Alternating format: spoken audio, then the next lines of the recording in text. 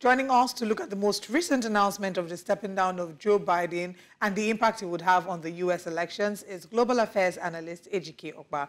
Good morning and thank you for joining us. Good morning, Nigerian time. Thank you for joining us. Thank you for having me. It's almost 2 a.m. Dallas time. Oh, so I think it's safe to say good morning as well, and thank you very much for staying up for us. Let's talk about Joe Biden's withdrawal. First of all, was this something that was foreseen at this moment? Yes, there were a number of people calling for his withdrawal because there were questions as to the competency of his body, his mind, and his intellect regarding the U.S. elections. But did you see this happening? And did you see this happening now? Well, I wouldn't say I saw it coming, but I knew it was going to happen because, in the debate, Joe Biden displayed Joe Biden that, people knew from a long time ago that it's going to happen. And so it was just like a late pregnancy. You can't hide it anymore. And then he finally decided to, give it up because there was pressure from his own political people who said, he has to give it up, and he gave it up. Whether, whomever is going to take his position is going to win in November, 3 months in an election is an eternity. But, I think the American people are feeling that they've been deceived. They were masking and covering for Joe Biden. Even when we see what we have said, they want us to unsee it. And that is just an embarrassment. How can you lie to the whole world, especially to the American voters? I mean, if somebody's sick, somebody's sick. It has nothing to do with the age. I think sometimes, politicians have to step forward and be honest, with their own people and say, hey, look, I am not feeling it. I am not in a position, health-wise to do it. I'm going to have to give it up. Instead of just signing up to power, embarrassing yourself, embarrassing those who support you, and at the end you chicken out. This is a chickening out exercise. It's not because Joe Biden, because a few days ago, even the wife, the whole family, and Joe himself said, oh, I'm going to stay in, I'm not going anywhere. And then finally, he's giving it up. So how does that make him look? We don't know, but, I'm a Republican, and I know my candidate, I know who I'm going to vote for. But we're waiting to see who, because even though Joe has endorsed Kamala Harris, there are people in the party, especially Obama, who doesn't want Kamala Harris to do it. And then the Clinton side are supported. Yeah, I mean, Kamala Harris. The views of, you just mentioned that they are not being honest, or they haven't been very honest about Joe Biden's health for a long time. And I'm going to say that it's not just the party, it's also the U.S. media. A lot of them also carried on with the same narratives that they know are false, all the while that people could see very visibly that Joe Biden wasn't in his best bill of health.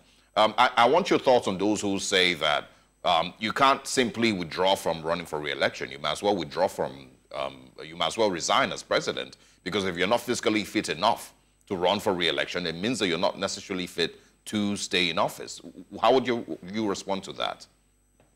Well, those are good comments and good observations, but he doesn't have to resign as president, because if he resigns as president, automatically, the vice takes over. But he can hang in there. He doesn't have to do anything, show up for the few hours he may show up in a day. It's just that the rigors of running a campaign is more challenging than being president. He just goes to office and sits there. If he sleeps, nobody cares. And he has how many months to go? So he can toughen that out, except something more critical health-wise happens, and then he has to go. Or, there's an amendment in our Constitution that the cabinet can get together and say he has to go because he's no longer capable to carry out the duties of the office. But until that happens, Joe is still the president. We're just talking about the campaign, who is going to be running as a nominee. And remember, it's only when they get to the convention, if all the delegates, what is their name? The Democrats are what they call the super delegates. The super delegates are usually the ones who decide who the nominee is. So they can do this, and Kamala has all the delegates, and then the super delegates can trump that, sort of like veto it and put whomever they want. So it's an intriguing part in American political process, especially for a presidential campaign. Well, we are watching, and we're going to learn from this. Maybe next time Somebody else will be more careful to be able to be honest with the American people ahead of time and say, I can do this, as opposed to this late hour, sort of like changing a horse in the middle of a stream. All right. I mean, it's the first time that we would see presidential aspirant pulling out this late in decades. But let's talk about Kamala Harris' chances. We're seeing that blue chip, by virtue of blue chip, we're seeing that, you know, donors have raised about $46.7 million to support her campaign. There are people who are throwing their weight behind her, but like you said, there are people who are not throwing their weight behind her. Former President Barack Obama has, you know, given his speech about the withdrawal of Biden. Whilst applauding Biden, there was no mention of his endorsement of Kamala, even though Joe Biden did endorse Kamala. So what would you say are her chances, you know, to officially, you know, to get endorsement from the party? We're seeing celebrities endorsing her. And if she does get the endorsement, what are your expectations? Maybe at the debates. You know, good question. Again, the chances of anybody running for office is just as good as anybody who's going to win or anybody who's going to lose. So in terms of Kamala Harris, of course, there are going to be those who are going to rally and raise money for her. The thing is, if you look at her performance as a vice president, you know, most people didn't have confidence in her. I mean, she doesn't know how to carry herself. But again, you know, the tide is changed. It's a new day. Him and I start getting coaches and people, handlers who say, do it this way, do it that way. But the point is, that's what we call in America, do you have the fire in your belly? You know, it is a different thing when people tell you, you go run, we support you, as opposed to when you yourself is the one that say, I'm going to run and I know what it would require of me to do. So Kamala Harris is not a very confident individual. When she speaks, you could see her, she mumbles things, she jumbles things, you know, and then she crackles and laughs as if this is a child's play. Maybe all of that is going to change.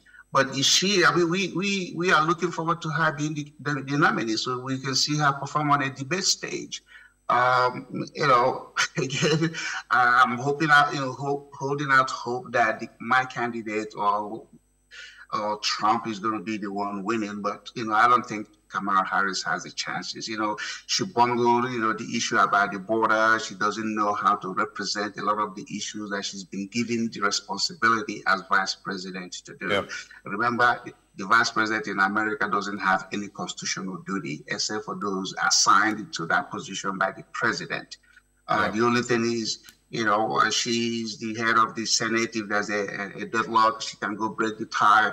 Or, you know, if the president is incapacitated and then somebody, they step in. Those are the two things. Other than that, all right, they serve.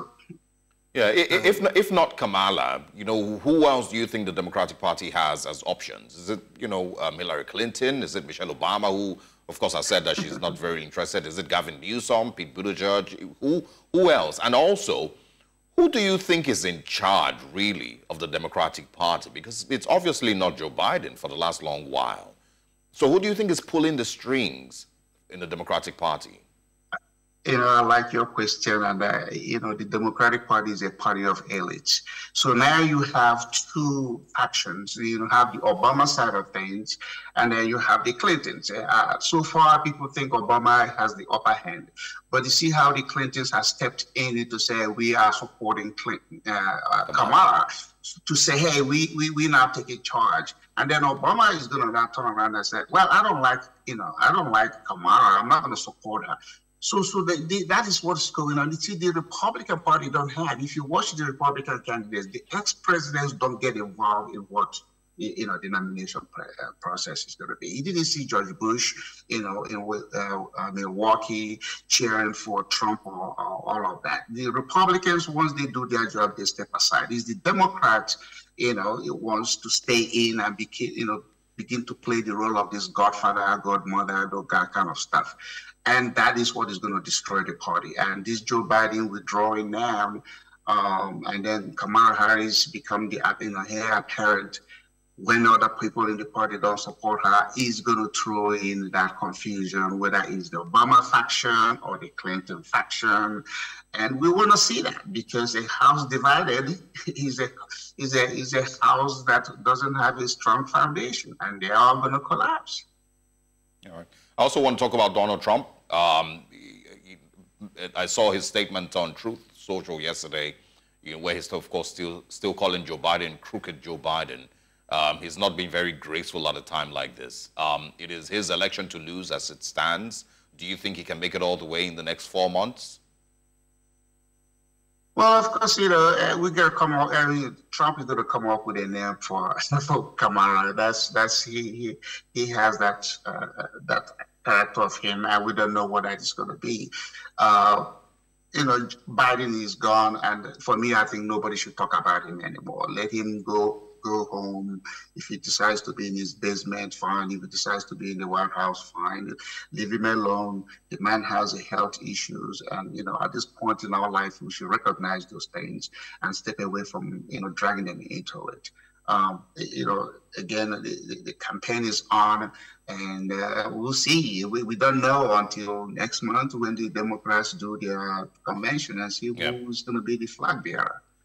So far, you know, what I tell Trump through the people that I know that know him is say, leave those people alone. Talk about what you're going to do for America. Stick with that message. No more mudslinging, because some people might get offended. You know, they're already down. Don't step on them. Just keep going. Keep looking ahead and hoping that you win. You win in November and take over in January. I'm sure we'll have you join us again, and maybe this time we'll probably have someone who's pro-Democrats, so that we can have a balanced conversation from both sides of the divide. Also, so that we can have you reference or respond to those who talk about the quality of character of Trump's person as opposed to the party, it being the quality of his character, not just necessarily what he wants to do for America. But we will have you again, and we're just saying this to get your word so that when we reach out, you would oblige us. But thank you so much for your time with us today. I welcome a debate. It's always healthy.